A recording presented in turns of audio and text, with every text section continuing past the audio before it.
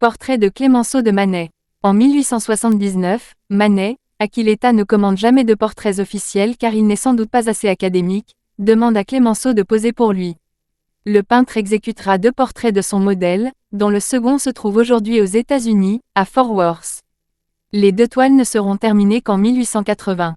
Pour ce portrait, Clémenceau ne posera pas moins de 40 fois, même s'il est connu qu'une partie des séances se passe à bavarder. J'avais tant de plaisir, racontera-t-il, à causer avec Manet. Il était si spirituel. Comme 40 séances n'ont pas suffi, le peintre devra s'inspirer d'une photo de son modèle pour finir le tableau.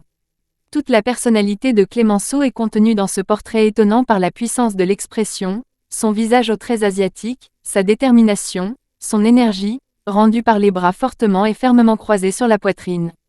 Ses regards sont du feu. C'est une de ces figures comme Zurbaran les aimait. Point belle, point bonne, singulière, peut-on lire dans le français. Tout Manet est là aussi, l'absence de commentaires, le dépouillement du décor, la façon dont il va à l'essentiel. Républicain convaincu, ce médecin vendéen a été d'abord maire de Montmartre, puis député de la Seine. À l'époque où Manet fait son portrait, il sera successivement président du conseil municipal de Paris, puis député du 18e arrondissement, avant de fonder en 1880 le journal « La Justice ». C'est Madame Manet, en personne, qui, à la mort de son mari, donna cette toile à Clémenceau le 11 juillet 1883.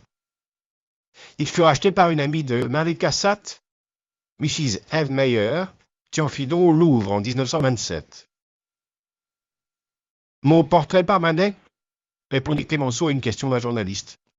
Très mauvais, je ne l'ai pas, et ça ne le peine pas. Il est au Louvre, je me demande pourquoi on l'a n'est pas.